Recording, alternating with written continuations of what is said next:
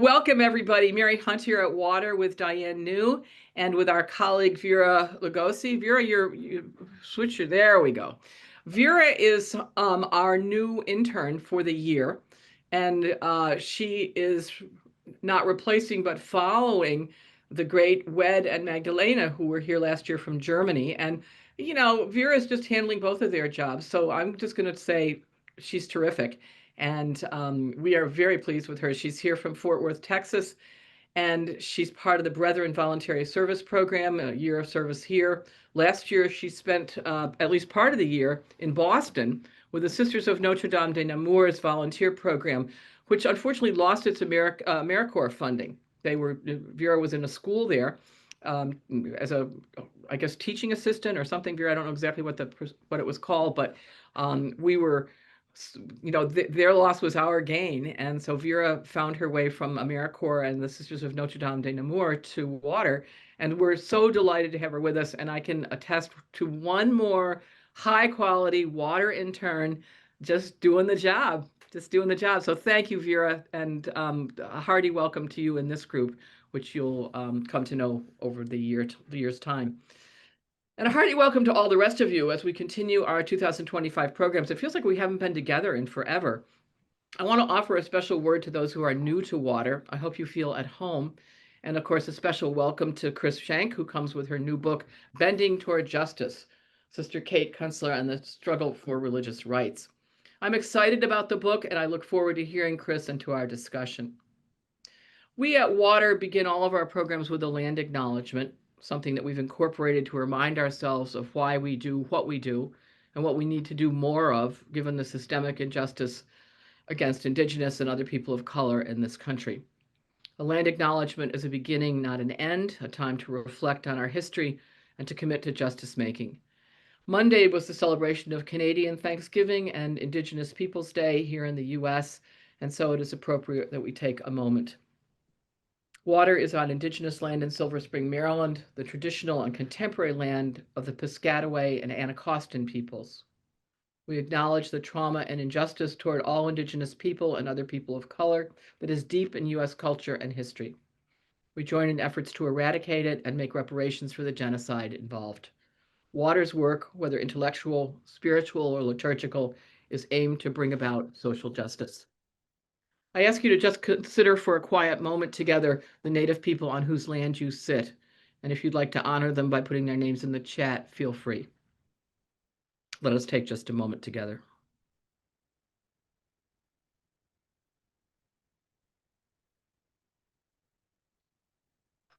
Thank you. Water's work brings feminist womanist spiritual values and intellectual work to efforts for social change. Our hope is that by socializing the resources of feminist womanist work and religion, by sharing them as widely as we can, we try to share tools and spread energy for justice. In light of the current US administration's disruptive, destructive, chaotic, and globe-shaking politics, it is more crucial than ever that we in the Washington area create opportunities like this for learning, conversation, and resistance. You can be very sure that Water will protect these spaces and expand them in the months ahead, come what may. Feel free to join us. Feel free to suggest topics and speakers and books we might fruitfully explore. The stakes are higher than I have experienced in my lifetime, and they seem to get higher by the day, with women's issues largely brushed under the rug as the list of horrors grows. I join those who assess that we are living in a time of fascism, pledge my own and Water's energies to resist. No More Kings this weekend sounds like a very promising moment in our nation's history. Please, those who can, participate, and those who can't, please pray for those who do. With that bit of a Water editorial, I'm going to introduce our speaker, Chris Schenk, and her book, and then she'll tell you the story of the stories, as it were, as it's really a story of stories. And then the floor will be open for questions and discussion, and we'll finish at the top of the hour, which will be 2 p.m. on the East Coast of the US when we close officially. The Zoom will remain open for conversation for as long as people wish. Please listen and enjoy. We'll take notes, which will be included on our website shortly along with the video. We'll include Chris's PowerPoint in the video so that you can go back to this, and also feel free to share it with others. This is a book that really begs promotion. It is such an important study of what has happened in Catholic circles, and there are lessons for others as well. But if you go to our website at www.waterwomensalliance.org, just look under programs and teleconferences in a couple of days, and the video of this will be up as well as our notes, and we urge you to share them. We also will send you a link and the notes to this session in an email later this week or early next week. So please feel free to share, socialize, socialize, socialize. Let me then turn to our guest today, who is no stranger to water, a longtime friend of water, Chris Schenk. She is a sister of St. Joseph who lives in Cleveland, Ohio. She was a nurse midwife in an earlier life, and she has dedicated her life to women's well-being in many, many ways. Chris is the founding director of a Cleveland-based group called Future Church, which has as its goal, I quote, to seek changes that will provide all Roman Catholics the opportunity to participate fully in church life and leadership, unquote. That's Future Church. Chris has been active in Catholic Organizations for Renewal, a coalition of progressive Catholic groups. She's been a tireless supporter of those who are marginalized in church and society. Hence the book, Bending Toward Justice, Sister Kate Kuenstler and the Struggle for Parish Rights, published in 2025 by Orbis Books. Hence that book, the logical outgrowth of Chris's work. It focuses on the bold work of laypeople to push back against the institutional Catholic Church that has closed many parishes to pay off the nearly $4 billion costs incurred by clergy sexual abuse and the cover-up of that abuse. Chris is a scholar and activist who's introduced many people to the real story of Mary of Magdala and other women in the early church. She's the author of a highly acclaimed biography of the late, great Mercy Sister Teresa Kane. That book, To Speak the Truth in Power, a biography of Teresa Kane, is one of my favorites. On November 4th, 2020, the two of them, Chris and Teresa, did a WATERtalk, which you can access on our website. Again, www.waterwomensalliance.org. Go under Programs and WATERtalks. Scroll your way down to November 4th, 2020, and there you will find them talking about that wonderful book. I went back to it yesterday, Chris, just for old time's sake, and it really is something. Your brilliant capturing of Teresa's life between hardcovers was a labor of love. And then Teresa telling us where she was a scant 5 years ago.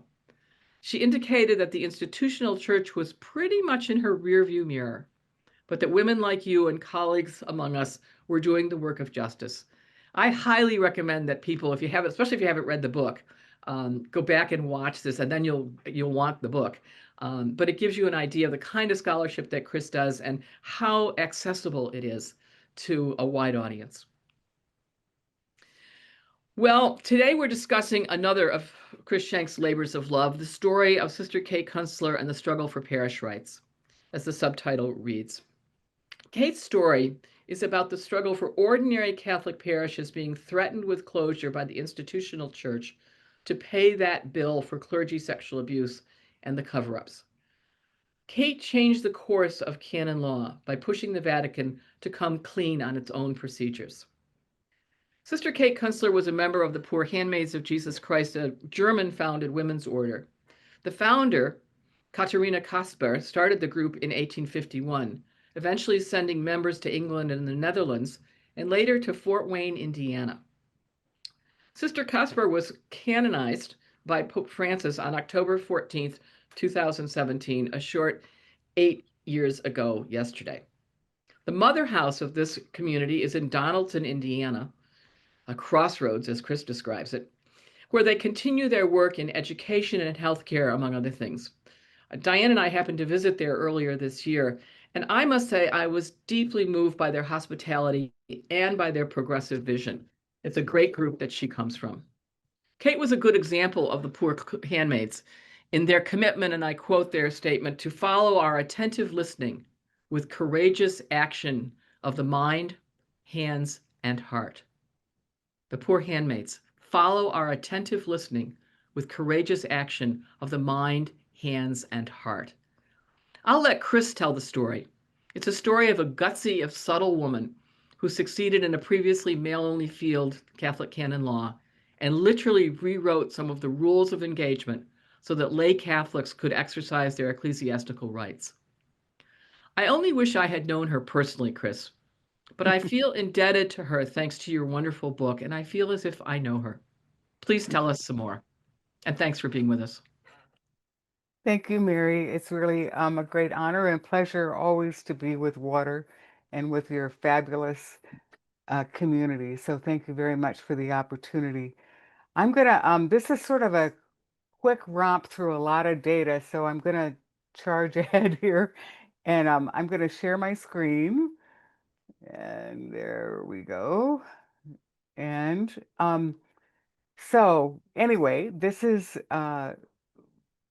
our the title, which many of you have already seen. Um, just a bit of data. Between 2023, bishops closed 3,000 parishes. At the same time, the number of priests decreased by 25% and the number of Catholics increased. This is nothing new to those of us working in church reform. It's the reality, and it's one major factor why there's been this big push to close vital, vibrant, solvent parishes.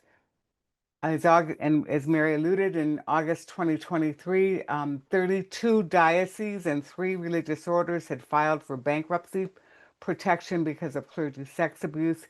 The increase was because many states lifted the statute of limitations, and so lawsuits went forward. Since the issue first came to light, we are projected to reach $4 billion in payments for clergy sex abuse. So just a little bit of backstory where it all started. In 2004, the Boston Archdiocese administrator, Bishop Richard Lennon, announced he would suppress 83 parishes in this hugely Catholic community, leading to massive resistance. Catholics in 9 parishes occupied their churches for 24 hours. A couple of them even went through 8 to 10 years of 24 occupation fighting this. Even though Bostonians were told the money from the sale of their churches, which was going to the diocese then, which is against canon law, they were told it would not be used to pay attorney fees. A Vatican High Court later affirmed that, in fact, because the Boston Archdiocese was on the verge of financial ruin because of the horrible debt Cardinal Law had left them in, and because of anyway, they were on the verge of bankruptcy, so they had to therefore sell the churches. So this basically was sort of a shining the light on the reality that the most faithful of Catholics felt completely powerless in church decision making, even though it was their own considerable time, talent, and treasure which had built their parish communities. So this is one of the big messages of the book. Merging parishes and closing and selling their churches is not the answer, but bishops are doing it to this day. In 2003, just one another way of dealing with the present situation, a national study showed that 40% of merged parishes lost parishioners, whereas parishes that were kept open with parish directors, as they were called, were more likely to increase parishioners. And just a quick overview, 2008 Emerging Models of Pastoral Leadership named 6 other ways of dealing with the situation with pastoral teams, parish life coordinators, clustering emerging parishes, parishioner-led parishes. So, okay, now we'll enter Sister Kate Kuenstler. Between 2006 and 2011, Kate assisted hundreds of parishioners in lodging at least 75 canonical appeals opposing the closures of their vibrant, solvent parishes. These are numbers that we accumulated over the years at Future Church. Every single recourse between 2006 and 2011 was denied, first by the diocesan bishop and later by the Vatican's Congregation for Clergy, now the Dicastery of Clergy. But lo and behold, in early 2011, Kate began to see some success. Because of her canonical expertise, Catholics in Camden, Syracuse, Allentown, Springfield, and Buffalo began to win, and these were soon followed by victories in Cleveland, the Archdiocese of New York, Indianapolis, Miami, Houston, and now many others. So Kate forged a new path in canon law, which catalyzed changes in Vatican procedures around parish mergers and closing. No longer would Rome rubber stamp whatever any given bishop wanted. And today, Catholics are able to exercise better able to exercise appropriate voice in preserving their parish and church homes.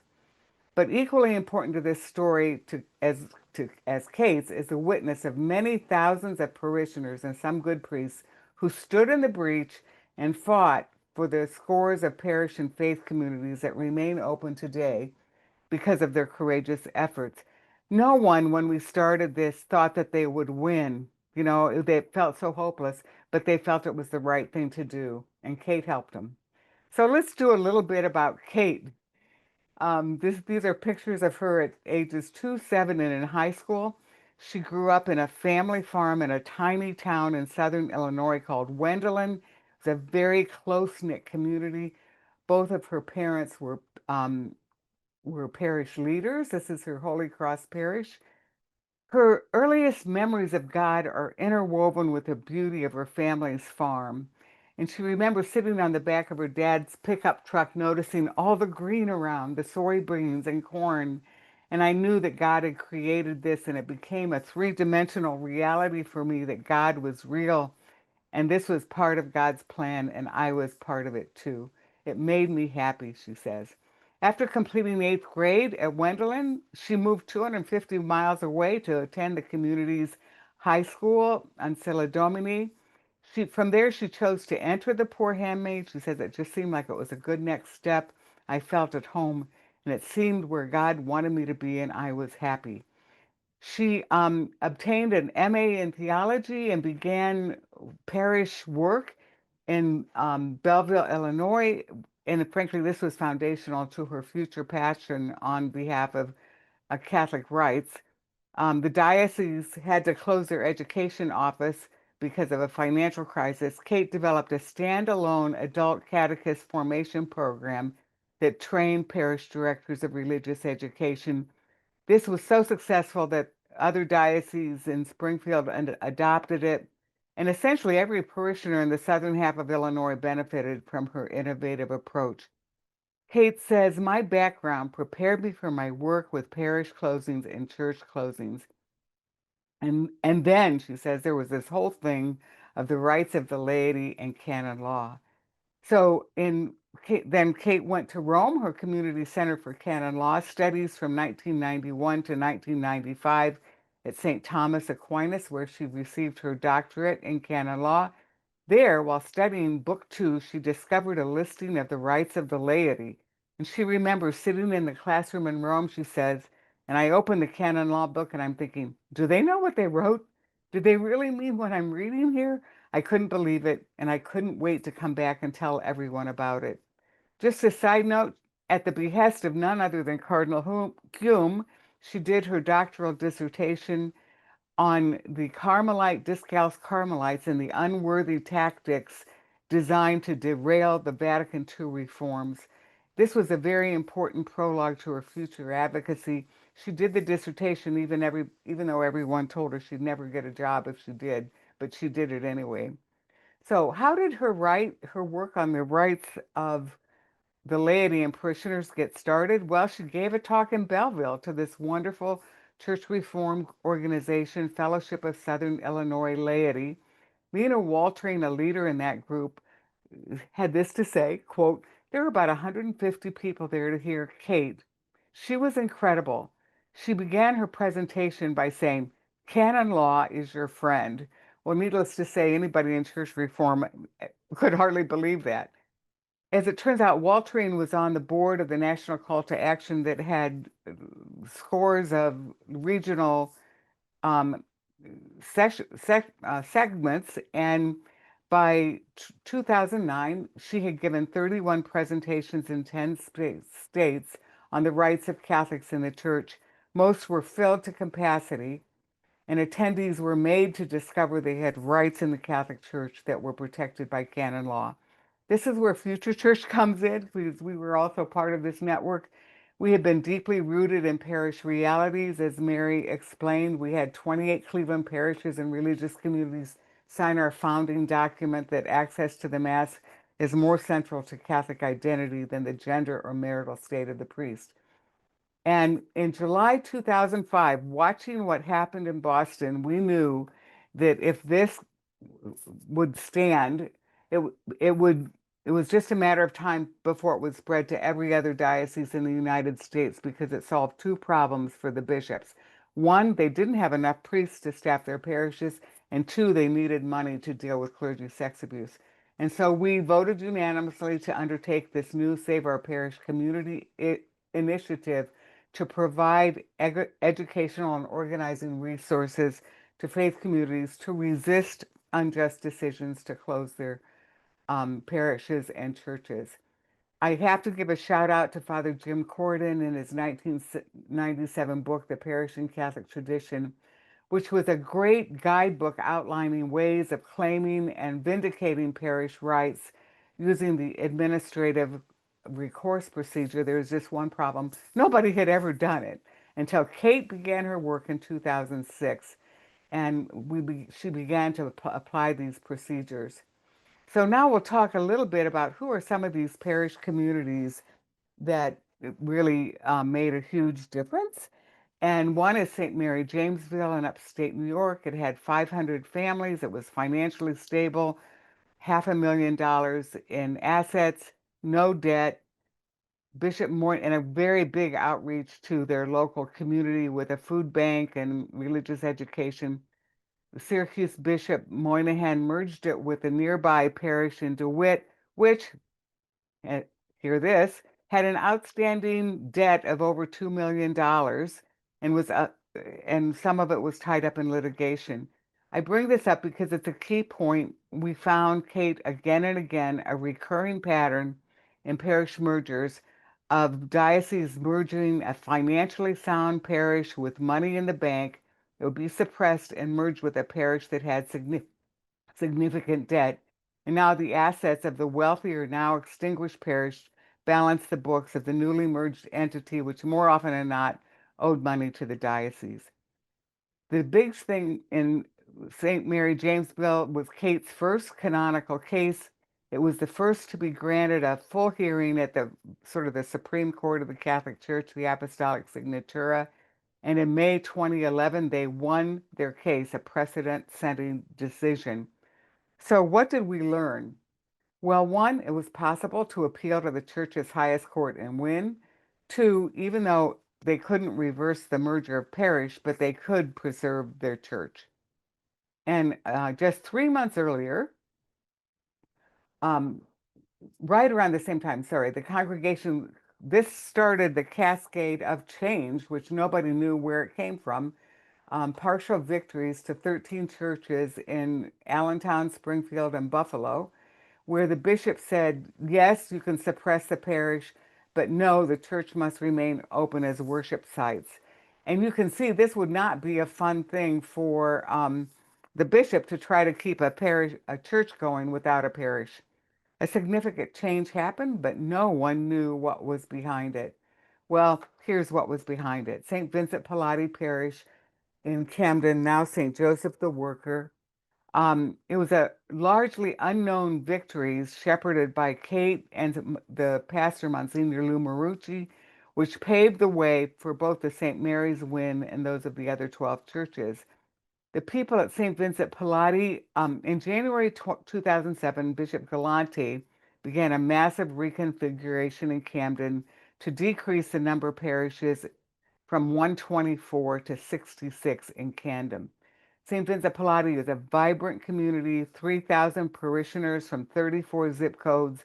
It had 37 active parish ministries and a hugely energetic pastor, Monsignor Lou Marucci, who had previously raised lots of money for the diocese in their diocesan advancement office before becoming pastor.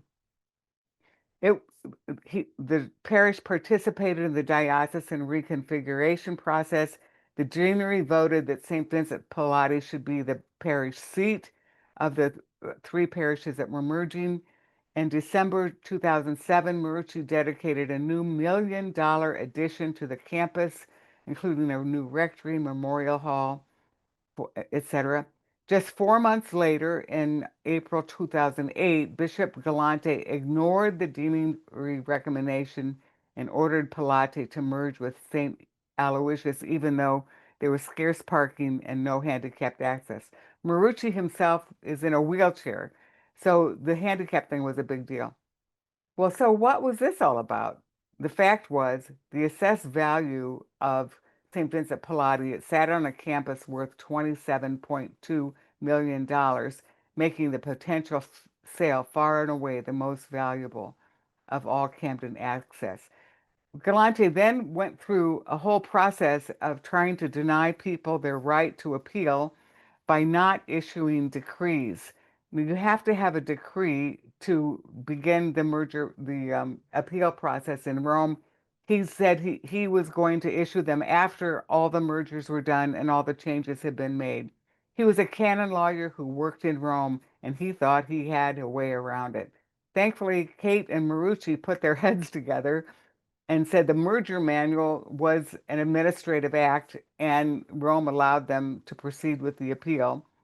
Meantime, the 300 St. Vincent Pallotti parishioners and a crew of attorneys sued the Camden Diocese, seeking a return of more than $1 million in donations, which had been made before they announced people had naming rights for this new parish center that they had erected. Kate wrote to Cardinal Burke at the time, believe it or not, who was prefect at the Signatura, and basically said, I don't think you want to get involved in restricted gifts because this will not bode well. She informed him of the many skilled civil lawyers and that Galante would likely lose. Well, suddenly then in October 2010, before all these other appeals started winning, Galante reversed himself and decided the church could remain the new seat. Obviously, he had pressure from Rome. So what did we learn? One, we learned Vatican would uphold the right of parishioners to obtain their decree administrative act so they can pursue their appeal. Two, donor intent must be respected. Okay, just run through now with Cleveland, my own home diocese. We were, just so lucky to have Richard Lennon come from Boston to Cleveland. And who was also implemented a plan to merge or to close 52 parishes, even though Cleveland was in good shape financially.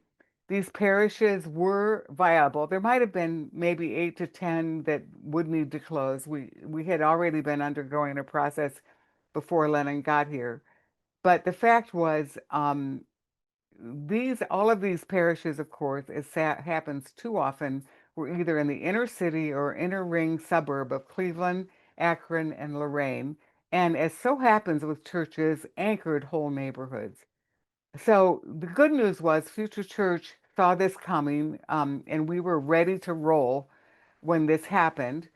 And Kate was just a huge help in helping us with the advanced organizing because her expertise guided the initial canonical recourse lodged by Catholics in over 20 parishes. So 15 parishes appealed immediately. The bishop reversed himself, but the others went on to Rome. Rocco Palma, who's a pundit, described what the resistance in Cleveland as, quote, the most ferocious and bitter parish planning face-offs this stateside.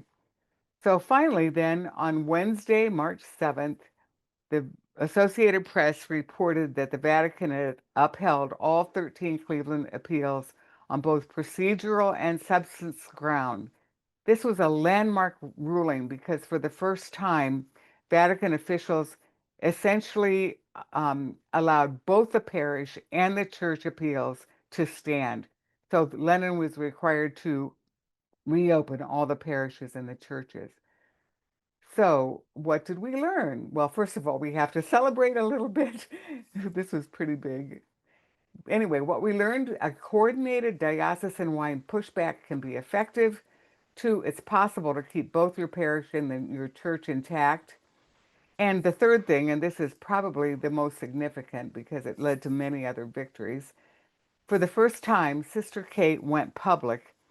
And up until then, she had been underground because she didn't want bishops putting pressure on her superiors to stop her work. And so for the first time, though, she went public and she wrote a canonical commentary on what the Vatican, how things had changed, because Lenin could not understand why he fancied himself an expert in canon law, and he couldn't understand why his appeals. Well, things had changed, and they were due to Kate. And her commentary was the first public explanation of Rome's rapidly changing rules around parish mergers and closings. And she noted that both there's now a clear distinction between the legitimate reasons to merge parishes and legitimate reasons to close a church, and that a shortage of priests, diocesan financial challenges, and demographic issues are insufficient reasons.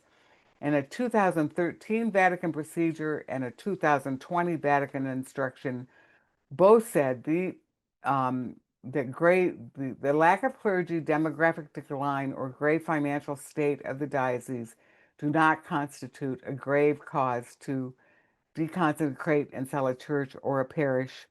Even so, all three of these reasons are often cited by U.S. bishops today. I'm going to skip over a little bit of this in its sort of canonical stuff about the need for separate decrees for modifying a parish or closing a church. Each decree must be, it can't have any more cookie cutter decrees. This is what Lenin did. He wrote one decree and issued it to all 52 dioceses. It has to be much more specific, geared to each parish and each church. So in 2012, Kate received the Louis J. Trivison Award uh, for her work. She accepted it from Future Church, and saying, with this recognition, you also recognize the laity in the church today who use their voice, which was affirmed 50 years ago at the Second Vatican Council. Kate was always all about recognizing the people who were willing to stand up and exercise their rights. That's why she did her work. And she quoted Canon 212. The Christian faithful have the right and the duty to manifest their opinions on matters which concern the good of the church. After ending her anonymity, she was swamped with new clients, and the commentary that she wrote about the Cleveland situation significantly impacted diocesan policy elsewhere. And the canonical documents that she prepared were downloaded by hundreds of parishioners in the US as well as abroad, England, Ireland, Australia, and Canada. Just a quick note about New York, because we had another diocesan-wide pushback when Cardinal Dolan tried to close 42 archdiocesan churches, but Kate's canonical expertise helped courageous New York Catholics preserve 11 of them for regular worship. And this was a big deal for Kate because she said this is a seminal time in the U.S. church. For the first time, she felt that she had validation from Rome. She said, I argue the cases in a new way. I influence the development of jurisprudence for the first time. And sometime this may very well become part of the next revision of canon law. This is just a compilation of that Kate won 49% of successful diocesan appeals, 65% of Roman appeals. And we're toward the end here. So we had to ask when I was writing this book, well, did it make any difference? Is it anything different now than when Kate started? And in fact, between 2019 and 2024, we looked at do 5 dioceses to see if their processes and decrees showed a greater respect for the canonical rights and parishes and of the laity. And once was the decree readily available? And yes, in all 5 cases, Chicago, St. Louis, Cincinnati, Joliet, and Columbus. Do the decrees provide individual data? No more cookie cutters. Yes, Chicago, Cincinnati, St. Louis, in part Joliet, not really in Columbus. Do the Archdiocesan website provide education about canon law and parish closings? Yes, explicit in Cincinnati, St. Louis, somewhat in Chicago and Joliet, not really in Columbus. And do they name the right of the parishioners to seek recourse? Yes, St. Louis, yes, Chicago, Cincinnati, Joliet. Columbus is behind the eight ball here. And when parishioners seek recourse in Rome, does the Archdiocese, quote, suspend the effects of the decree, allowing the parishes to remain open until Rome makes a decision? Yes. St. Louis, no to date. Chicago, Cincinnati, Columbus, and Joliet. Though I will say, both in Buffalo and Joliet, recent decisions from Rome have told those bishops that they need to keep those parishes open until they've made a decision. So just want to do a little conclusion here. Oops, sorry. About Kate, because some of the personal stuff she went through. She spent time consoling hundreds of people when their canonical recourse was denied. She said she sometimes spent 2 or 3 hours with them on the phone crying about what happened, mourning the fact that it's over, but she wouldn't let them up until we came to some form of peace. She said, "This is what the bishop should be doing, but I wonder why they can't walk with the pain that they themselves created for the people." She later said, "I find that as important it is to do what I do as a canon lawyer, as a Christian, as a woman of faith, this walking with the people and their pain is the most important thing that I do." I myself had no notion of the closely guarded personal struggle Kate had endured in fidelity to her mission. She told me in the interviews that I conducted with her before she died that, quote, "I actually spent 7 years in the dark night of the soul because her canonical work seemed to be going nowhere. It was only her love for her foundress, Mother Katerina Kasper, that helped her through this hard time." She says, "I realized I had to start following what my foundress said about not following my ego and always asking, is this the will of God? And that's where I redirected a lot of my energy. Am I doing the will of God? I had to stay faithful to that." Sister Kate's death, and this picture is when she renews her vows in 2016 in a pilgrimage to Israel. Her death in October 2019 left many Catholic activists feeling bereft, yet she herself was at peace. She did not fear death, although she fought hard to live. Quote, "Perhaps my role was to begin this work on behalf of the laity," she told me, expressing the conviction that it was not now far enough along for others to follow. So just in concluding, Kate Kuenstler's unwavering love for parish communities paved the way for lay Catholics to, for the first time, exercise leverage in church decisions that affected them directly. I think her passion for empowering the laity helped prepare the way for synodality to become a Catholic reality at the 2021-24 Synod on Synodality. Because of her faith in the people of God, the arc of Catholic history may at last be bending toward justice. Amen. Thank you so very much, Chris. Thank You're you so welcome. very much for this extraordinarily detailed and broad presentation that gives us a very good idea of an incredible achievement, not only by Kate Mm. Kuenstler, but by all of these people who have succeeded in their parish situations in keeping at least a building where they can have the worship they want, even if they can't keep their community. So thank you very much. The book, as you know, is Bending Toward Justice. It is published by Orbis Press. And Actually, Mary, it's Bloomsbury, Sheet and Ward. oh, I'm Orbis sorry. Did does I a say lot of good stuff, but this wasn't one of them. I am absolutely wrong about That's this. okay. I was looking at the Teresa Kane book. I am absolutely wrong. I apologize. Sheet and That's okay. Ward, Roman and Littlefield, part of Bloomsbury now. Yes. I think, yes, Yes. pardon me. Thank you for correcting me. Yeah. I was looking at the Teresa Kane book and last night and I thought, oh, I obviously, just confused them. So I apologize. But it's a wonderful book and it's one of these things that the story of Kate Kuenstler is woven through the volume, so that this is a book that I think of as a volume from the archives for the archives, Mhm. but with the well-researched and thoroughly documented history told through the lens of this heroic protagonist, Kate Kuenstler. And I wonder, as we start a discussion, Chris, if you could say something about whether this has motivated other canon lawyers to pick up the reins and continue this work, because I think backlash is real in the Catholic community. Mhm. The increasing problems financially and the drop like a stone numbers make this difficult. I wonder what you think. Are there canon lawyers who are picking this up and are going to push this another step? And then we'll open it for everyone's discussion. Yes. With thanks to Thank you. Yeah, and thanks for the question. We did look for canon lawyers to sort of pick up because this is an ongoing program still from Future Church. I still staff it for them.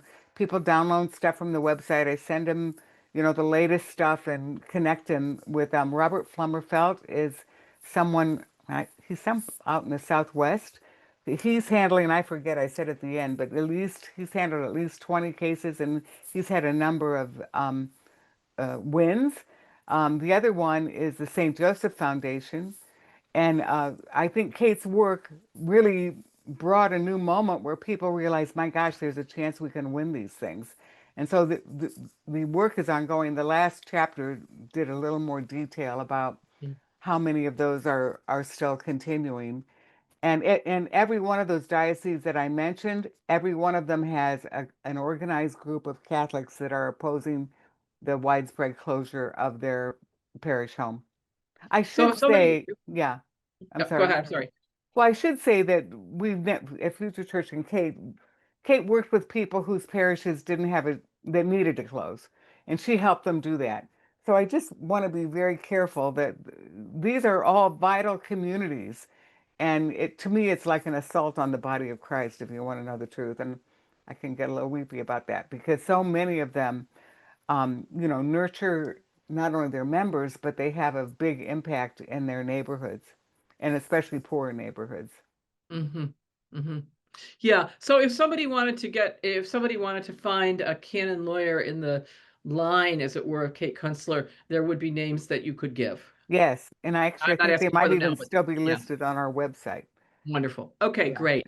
And And I maybe would say like St. Joseph Foundation is not a hotbed of liberalism at all. It's sort of much more traditional, but they're working hard for their people. And so, we supply several different possibilities for people to appeal. great. We want to be very practical about this. With that, I thank Chris again, and I open the floor for our conversation. If you'd like to make a comment, ask a question, um, make a correction, as it were, feel free. And all you have to do is raise your hand using the reaction button on your program. And you can raise your hand, as I have just done, and then you can lower your hand when you're finished. And say your name and where you're from or something about you that might be identifying so people know who you are. The floor is wide open, and I ask you to be brief so that we can hear from lots of people. But the floor is wide open. I'm aware that some people here knew Kate personally, so feel free to chime in if you'd like. Oh, that would be lovely. Yeah.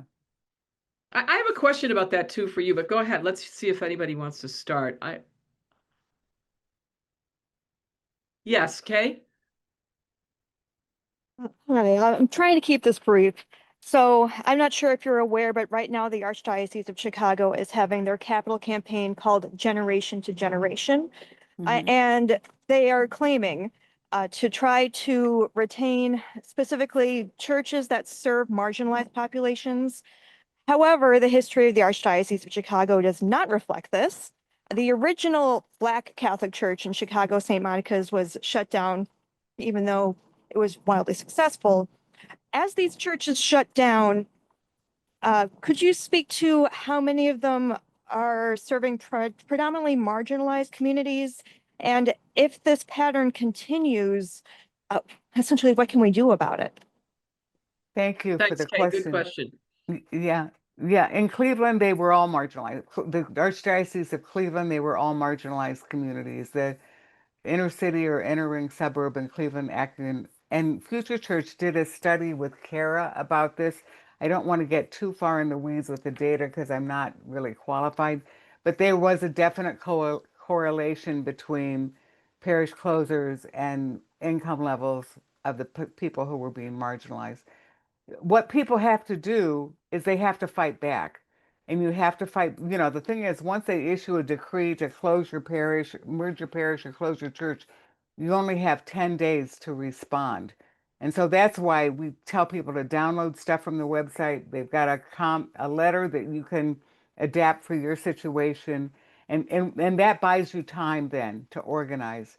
So usually we tell people to start writing as soon as there's public notice, not just when they issue a decree.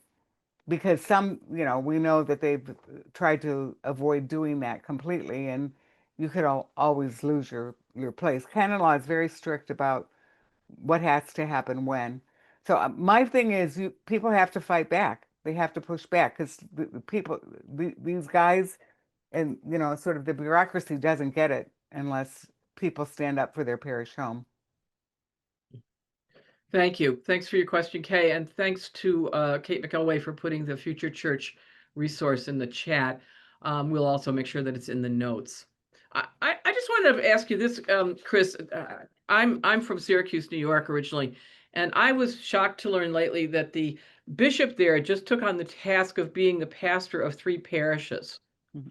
All part of a continued effort, I suppose, to raise money to pay off abuse claims, and there were lots of them there. But I'm puzzled. Did this gentleman have so little to do as a bishop that he could handle 3 parishes? Another question, is pastoral care of the people in these parishes so unimportant that they don't deserve better? And third, is this a sign that those parishes will close soon? And what could this possibly mean? I mean, I've just never heard of this before, where a bishop takes over. I mean, a bishop could take over a parish, but 3? And these are not like little, small places out in nowhere. Do you have a thought on that? I mean, what should these people be doing? I think you'd have to ask the bishop. I'm pretty amazed about this. I haven't ever heard of anything like this before, but it's not uncommon for priests to have 2 and 3 parishes, to be the sacramental, they're pastor of Stud is 2 or 3. the canonical term, I think, is sacramental stud, but go ahead. Yeah, well, whatever. So that's not at all uncommon. Even though the day-to-day life of those parishes continues to be nurtured by parish life lay ecclesial ministers and others. So I don't know how sustainable this is long term. I just having watched it all, it makes me mad, frankly, But is because it sort of leading up to closing the churches? Is it a step along the not way? always. It Okay. depends on the parish, how much money, how many people they have, how effective the lay ministers and the other leadership in the parish are with sustaining the community, the needs of the community. It's, they're not going to be, they're not going to be able to merge all these parishes into 2 giant mega churches with 20,000 people each. That's just not going to be sustainable. So I don't think, I Yeah. mean, I know there are such mega churches that then break down into smaller units, but I haven't looked at, what the mergers are lately in terms of globally. Yeah. Let's open it for others. So I'm sure there are other comments and questions. Please go ahead. Feel free.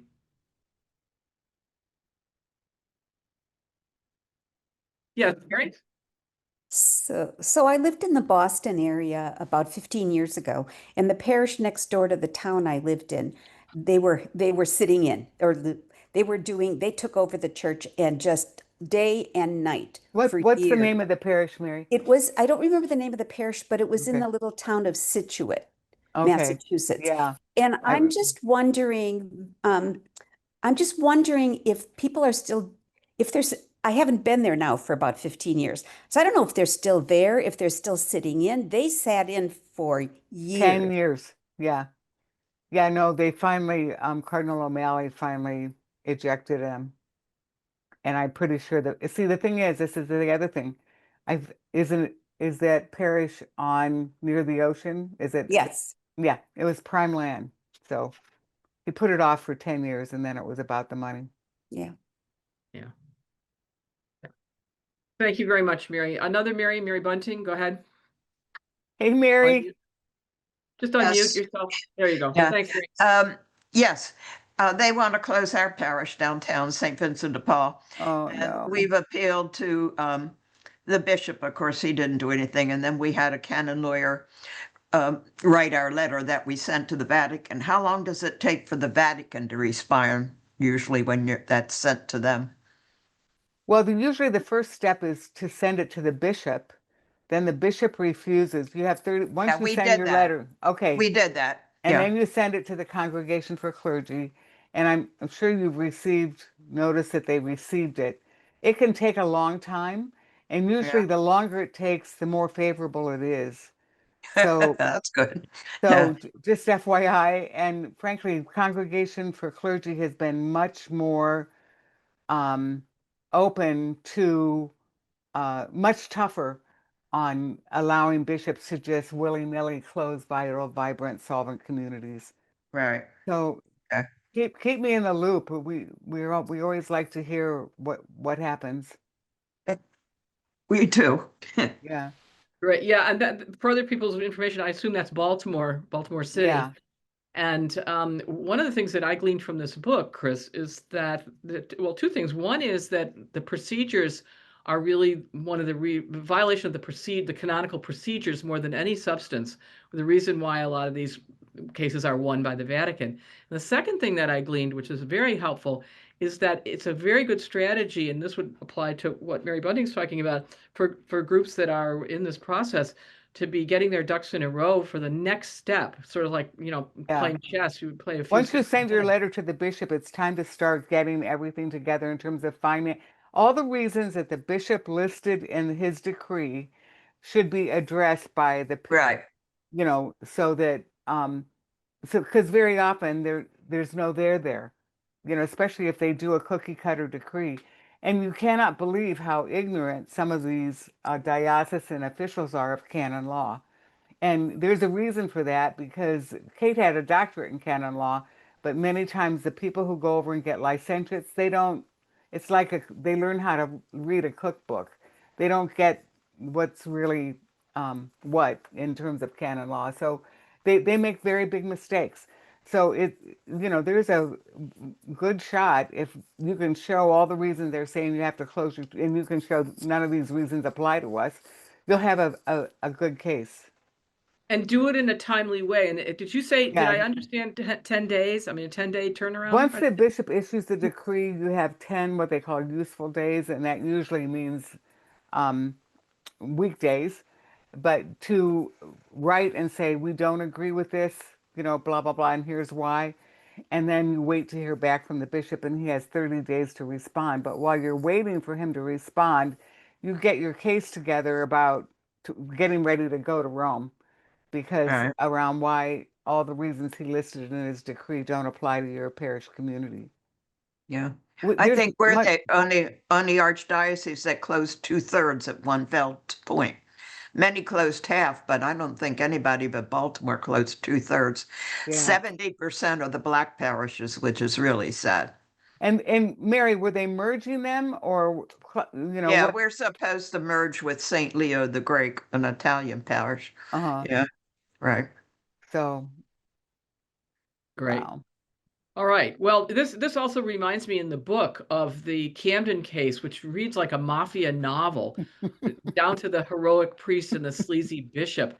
And I just think that the more these stories are told, the more the publicity helps other people to avoid the same problems or to move their cases along in a more successful way. So that's another reason why this book is such an enormously important resource. Really important, Chris. I Thanks, can't Mary. say I mean, that's why I felt I had to do it. And because Kate was underground for such a long time, um, nobody would have ever known what she did if we hadn't done the book. And so that's why I was so determined.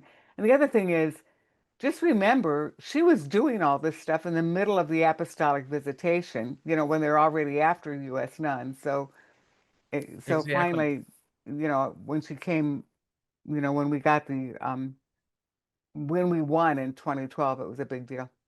Great. Thanks. Let's turn to Sheila Curran in Dublin. Go ahead, Sheila. No, I'm just wondering, Christine, it's amazing, and because I know Chicago a bit and I know Boston a bit, like some of the churches even you mentioned, I know exactly where some of them were in Chicago particularly. But I was wondering, do you know of any, like I know in Ireland there's a huge thing about merger of parishes, one financial, the other no priests, and they're not willing to listen to the laity, and they wouldn't be as proactive as probably some of the communities you have. But I'm just wondering, do you know of anybody that might have taken it that's outside of the US that might have done some? Yeah, oh no, there people download from all over the world because Canon Law is the same all over the world. Yes, oh And yeah, I it is. know at one point there were people from Ireland who downloaded, but I don't remember.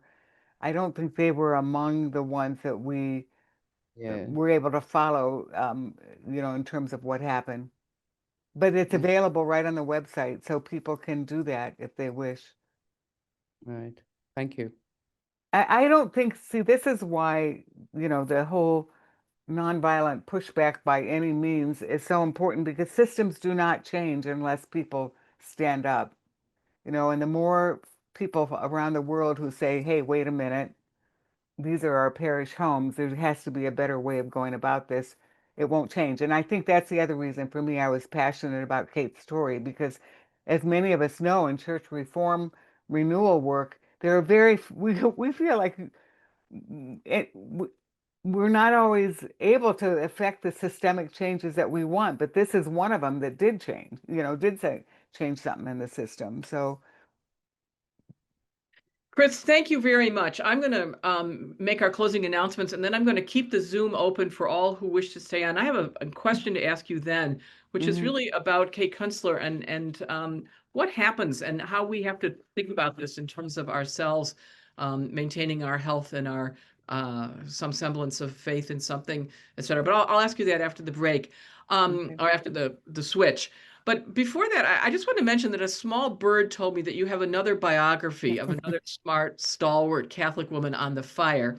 And I just want to ask, may we plan on you coming back to talk about that? Yes, Maybe even bringing your subject with you if you'd like. yes. And my other Oh, that question would be goes with cool. that is whether your own autobiography is in process, because so much of this present volume is really your story as well as Kate's, especially the Yeah. Cleveland section, that I think your story is an important one to tell too. So Thanks, um, Mary. I ask those with great a great deal of thanks for this church history scholarship at its best, and I recommend the book, especially for I classes always in. feel like I'm Madame Lafarge. I'm telling, I'm putting it all out there so that That's people see good. what That's good. happened. Christine Schenk's book, Bending Toward Justice, Sister Kate Kuenstler, and the Struggle for Parish Rights, published by Sheed and Ward, an imprint of Roman and Littlefield. So we'll pick up with some of these other questions as soon as I make the announcements, but I want to thank everybody for being with us. And I want to simply say that our future water programs will be on Tuesday, October 28th, with Diane New and the Water Community, a liturgy at 7:30 p.m. Hallowed be the Turning into Darkness, around the time of All Saints, All Souls, Day of the Dead. There'll be a water meditation on Monday, November 3rd with Brad Lutz at 7:30, honoring our guiding lights. He's always a stimulating presenter, and I'm sure his guiding lights will be shining brightly. And then our next water talk will be with Professor Teresa Smallwood, and that will be on Wednesday, November the 12th. She is an attorney and a theologian, and her book is called Public Theology and Violent Rhetoric Examined in a Queer Womanist Critical Ethnography. She makes a compelling case for how racism and heterosexism are commingled with violent outcomes, and I highly recommend this book by Teresa Smallwood. As you know, water programs are free and open to everyone, and your donations to water are needed and welcome. We socialize resources. Those who can donate do, and they do so generously, and we are deeply grateful. Those who cannot or wish not to are equally welcome at every water program. So we have never let finances get in the way of this important work of sharing the resources of feminist and womanist work. With that, I say thank you one last time to Chris, and the Zoom remains open now for conversation. Good day, good struggle from water. Thank you. So Chris, tell us if you want to tell us anything about your forthcoming project, and more so, I want to ask you about Kate Kuenstler. because I got very worried about her after I read this, especially the last section of your book. You want to say some more about that? Oh, yeah, no, she was, you know, I could identify, you mean about how she had depression, she struggled with depression. She always used to call it, she felt like she was walking around with Quasimodo on her back. And she never did well with trying to talk. She had, and I didn't have a chance to do all of this in the book, but she was sustained in her life by a number of, what do I want to say, spiritual experiences that really nurtured her along the way. So she had a very strong faith, but she also never felt she could talk too much with either a therapist or whatever. But quite honestly, to me, that was real. Just having struggled in the trenches of church reform and struggled with my own feelings of feeling like hopeless and depressed and why am I spending my life on this pointless thing? And then suddenly something would happen and I would be like all energized again. So I think that was her experience. And she was very, very much at peace during her last 2 years, you know. So she went through a hard time, but to me, it's not real otherwise. I mean, I just think it goes with the program. With anytime you're working on a justice issue, it can feel overwhelming. And it's about, you know, trying to work through that and just, it is about, this is a bigger issue than me, you know? I think that's what I learned in my years. Every year I went on retreat and spent the first 3 days being mad because I had stuffed all that anger all year, you know? And thankfully I was gifted with wonderful people who accompanied me, but it just goes with the program. And every time I came back, this is not about me. It's not on my timeline. And it is about what's my integrity that needs to stand in this place right now, you know? And you know, Mir, I'm preaching to the choir, to you guys, but I think that was how Kate was too. Yeah, because I was delighted at the end of the book to realize that she and I actually want to quote it. She said she had influenced the development of jurisprudence for the first time, and I Yes, think that's one heck of an accomplishment in one's that's life, right. in especially in the jurisprudence in the Roman Catholic Church. I mean, that is an enormous achievement, and I think the Right. fact that we don't know her story, Yeah. and now we do because of you, is just such an important Yeah. moment in our collective Thanks, history that Mary. That's real. Chris, I have no reason to flatter you. I mean, this is a really important story. She Thank you. should be, she should be known to us like the Teresa Caines, as Yeah. you certainly gave Teresa Kane information to the world.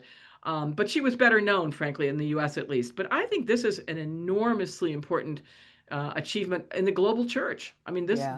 this could help people in other places. But at the same time, Chris, I was deeply grieved by the personal cost that she paid. Yeah. Untreated Exactly. depression, Right. loss of faith, perhaps even her serious illness and premature death were part of a price that she paid for putting her body through so much. And on Yeah. balance, and assuming her own choices were made here, which I respect to the hilt, what can we say about how women and progressive men and other non-binary colleagues are treated by the institute? What can we say about how treatment by the institutional church, which can be so damaging to body and soul? I was thinking, and you know very well the case of Marge Tuitt, who Yeah. signed the New York Times ad in 1984 on the question of abortion and died of a quick cancer scant 18 months later.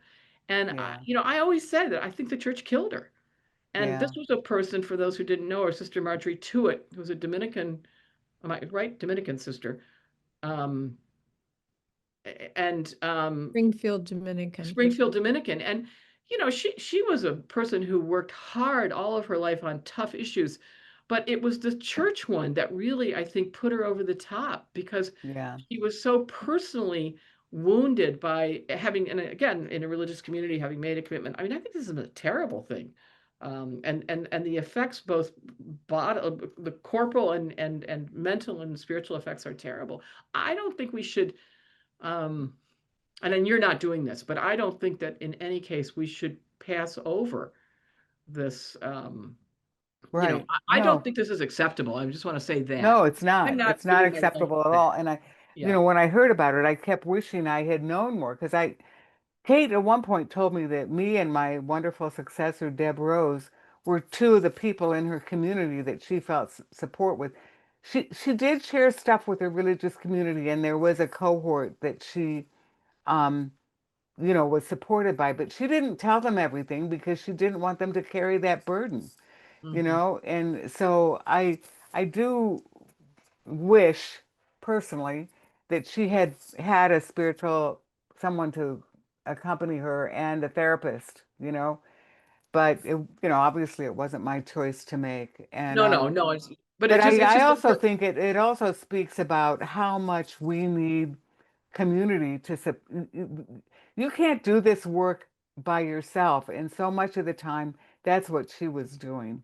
I mean, yeah. I was also running a church reform organization, not just supporting her, but anyway, it was what it was. But you know what I'm getting at here, and I guess what the reason I Yeah. want to put it on the table is not that we're going to solve it, but just to say that I think especially people who are doing this work ought not to feel that they are either alone in it or that their personal well-being isn't primary. And I think It I'll be has to honest, be in the mix I there. was in the Y pool this morning at 8 o'clock. Yeah. Outside in that nice chilly air and the nice warm water. You I think inspire me.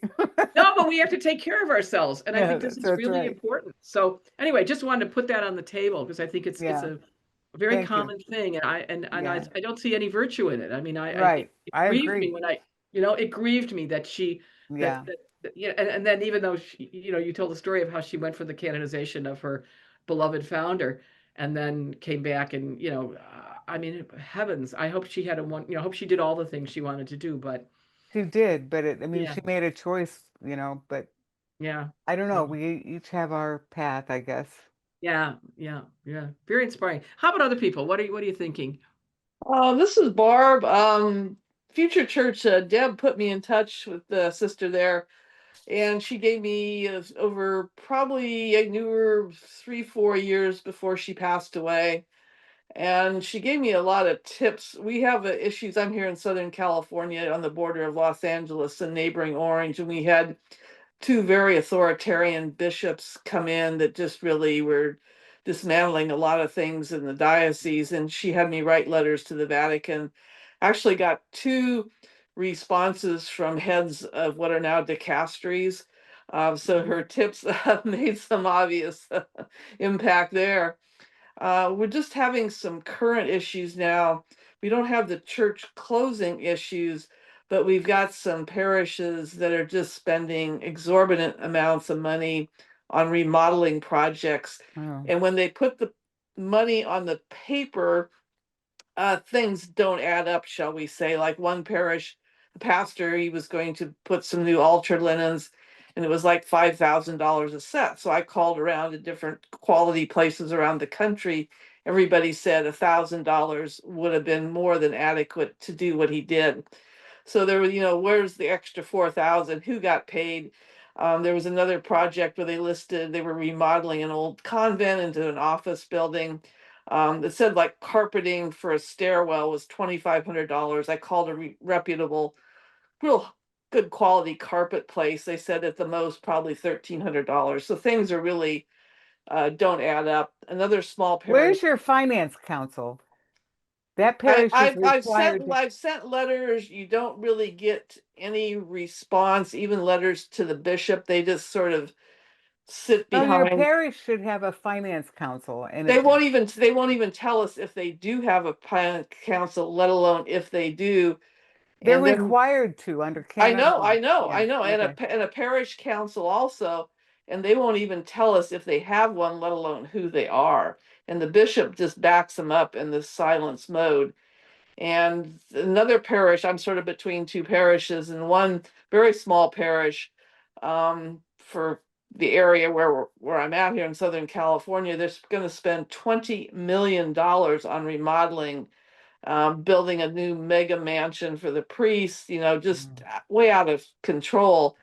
And we try to talk about it, and they do all these things without asking the parishioners what they want done, which Yeah. makes it even more. And so I guess the question is, we're sort of at a loss of how to deal with this kind of issue. As I say, because they won't say It must be a very wealthy community and they must think this is just fine, you know? I don't know how There's you one deal with that. person, there's one person at this $20 million. There's one man behind it who has had some businesses and probably has some significant amounts of money. Hmm. And he's going to lay a lot of the money on the table himself, we feel possibly. So I guess, it's very, very concerning. And it's not, as I say, not just one parish. There's another parish down the road, 15 minutes. They spent $3 million to remodel one hall, this kind Yeah. of thing, and again, basically no parish input from the parishioners of what they wanted in that hall. It's just, But see, the parishioners have to organize. That's really what you have to do. You know, it's not going to change until people demand it. hmm well, like I was down passing out flyers at this one where the $20 million was. Hmm. And so the pastor, I think, sent out some guy to verbally harass me and threaten me. And I was on the public sidewalk. I wasn't on church property, obviously. Hmm. And the threats against physical, threats against me, was going to break my phone, Yeah, no, and Mhm. that's what I mean, Barb. You need more people on your flyer committee. Yeah, yeah. Yeah, it looks like you need to go to the Future Church resources there and Yeah, begin to right. pull some of this together. Yeah, Very interesting. a lot of people they know the problems and just talking with people, and a lot of people are very fearful because most of these pastors they put in here with these authoritarian bishops are very authoritarian, and it's Hmm. really people are afraid, especially if they're maybe involved in some ministry, they're even afraid to speak out to say anything. I had a number of people when I was down there leafleting this past weekend tell me that they're fearful of the pastor. Yeah. Wow. Barb, Yeah. thanks. Yeah, this is a good case, Chris, where the resources that Future Church and others are putting out would be helpful because you're right, Barb, that and you're right too, Chris, that people have to organize, but I think many people don't even have the sense that they can, or that if they Yeah, do, it will make a exactly. difference. And why should they have to, why should people, post Kate Kuenstler, why should people have to um, wait until someone, why don't these things happen? Why don't churches have to do that? Why is there no compliance?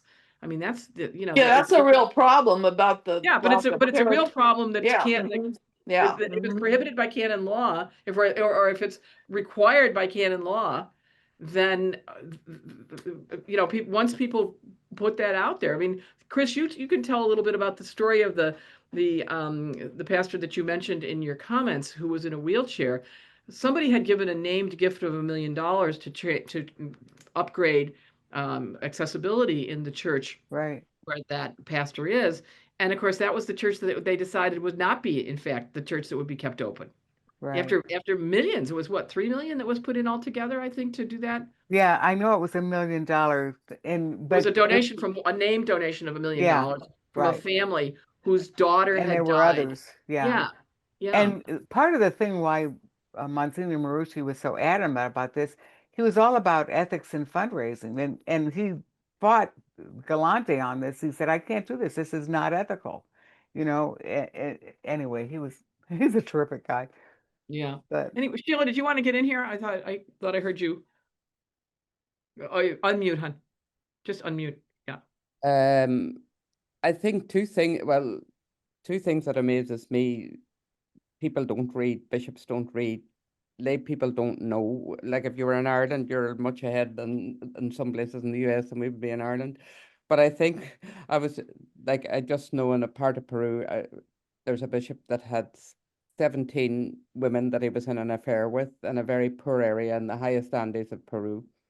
He's a fairly recently appointed guy, young enough, But one of the things, because I knew Leo before he became Pope, when he was about, from your CTU connection. In Chiclayo, no, yeah. no, because I worked in Peru, Oh, and wow. I lived in Peru for 15 years, and I worked in a center with a priest called Gustavo Gutierrez, and not that he would have been involved, but he was involved in a place called Chiclayo, where Mercy Sisters were involved in the Canadian Mercies.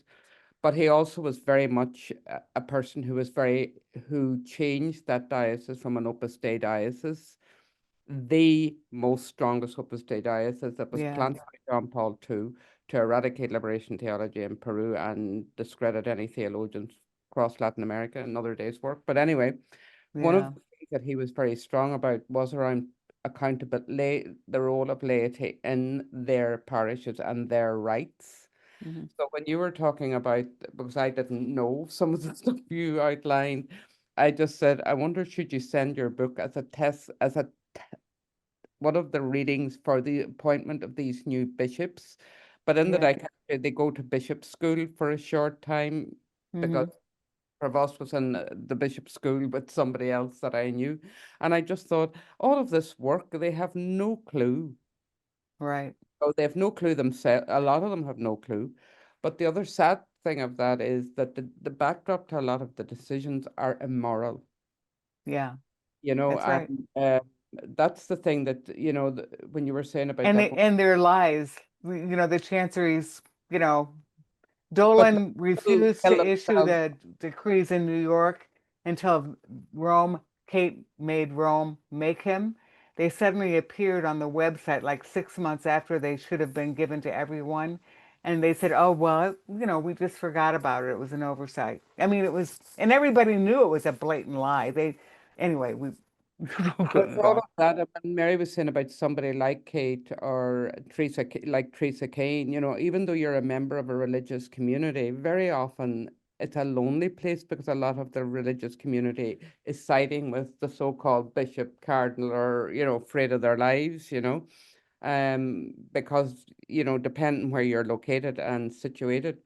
But those stories that you tell and the importance, because of something I was dealing with, one of the things that when you were saying is it is about your integrity. Mm-hmm. How do you help people preserve an integrity with the support networks worldwide that we're now facing, even as the synod isn't even half being talked about here, but like where people can get that good energy, you know, rather than Mm-hmm. because you give a case of what people can achieve Yeah. and that this work is possible and that Yeah. works are wider globally, not only locally, Right. is really important because once you tell the story of somebody else, it gives the courage to somebody to say it's worth it. You know, Yeah.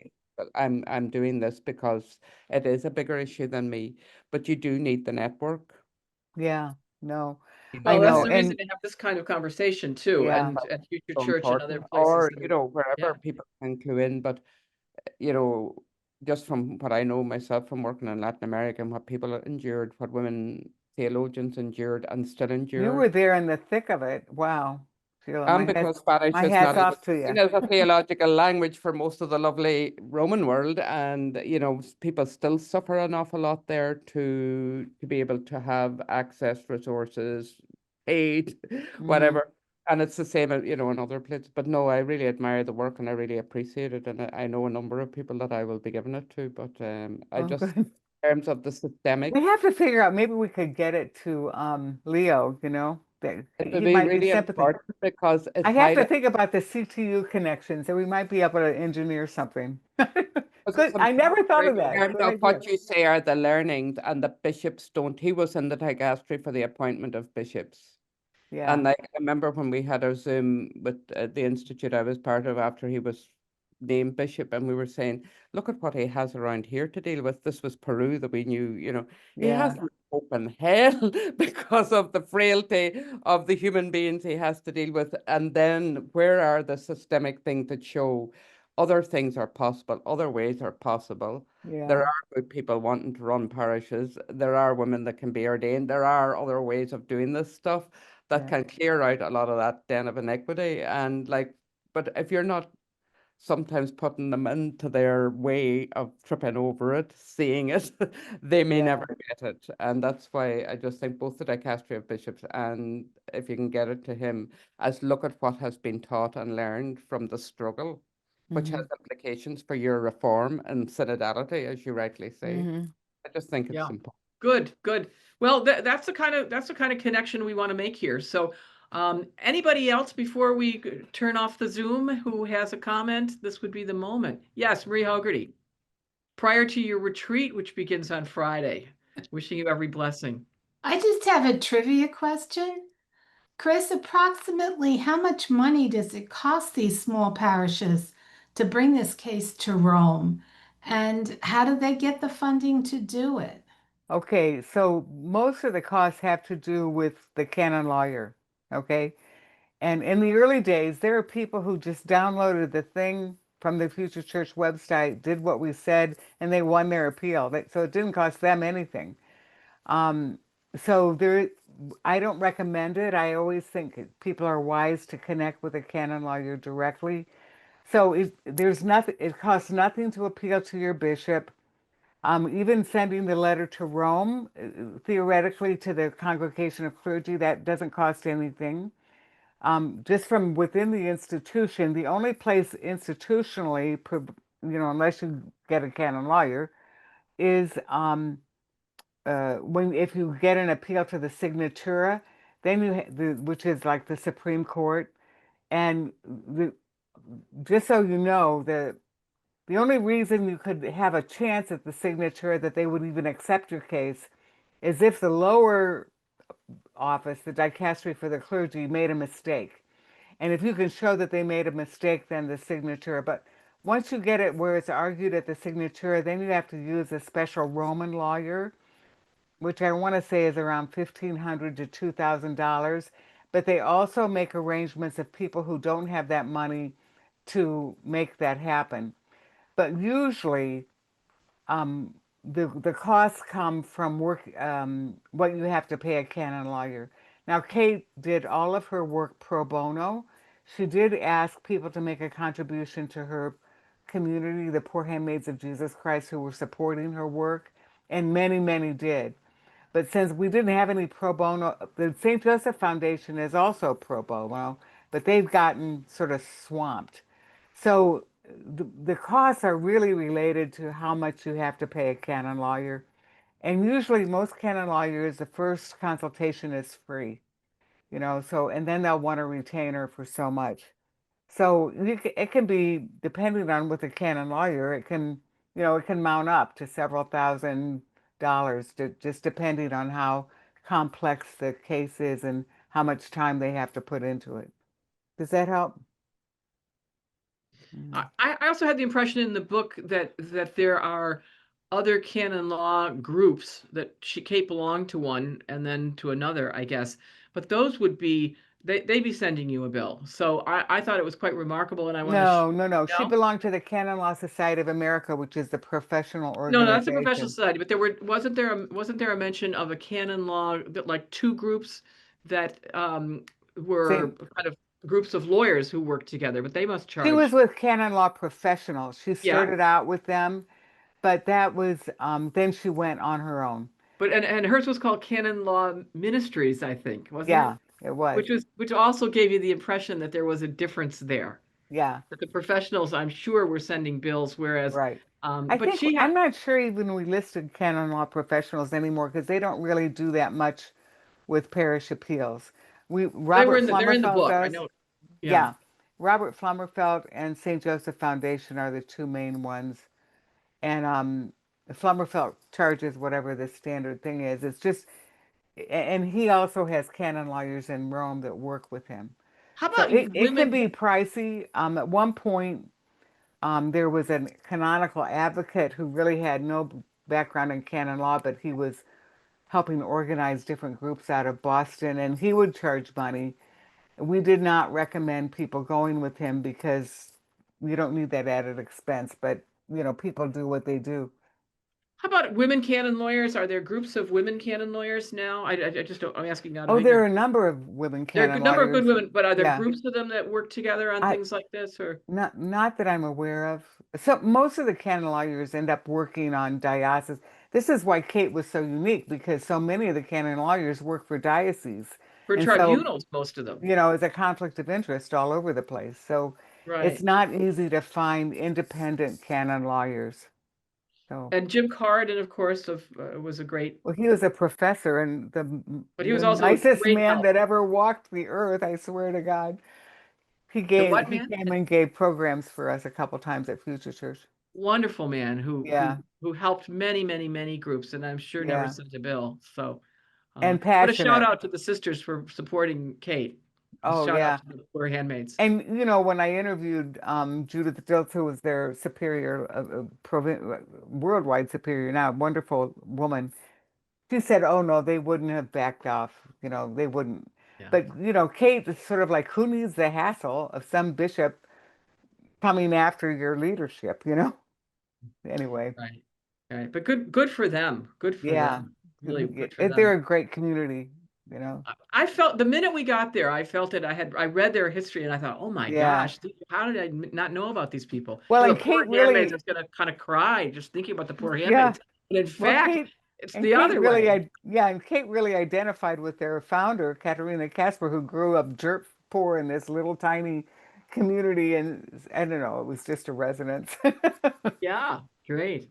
Listen, I think we're going to have to close here. We're Yeah. getting I know you're union, so you're way over time here, Chris. No, it's fine. I love But talking with folks. I really appreciate yeah, it. Thank anybody you. else? Any last questions or comments? Sheila, you got another one there. I just don't want to cut it off, but I also don't want to take your time, Chris, as well. But anybody else? I Yeah, just Diane. a big shout out of gratitude, Chris. Oh, Oh my gosh.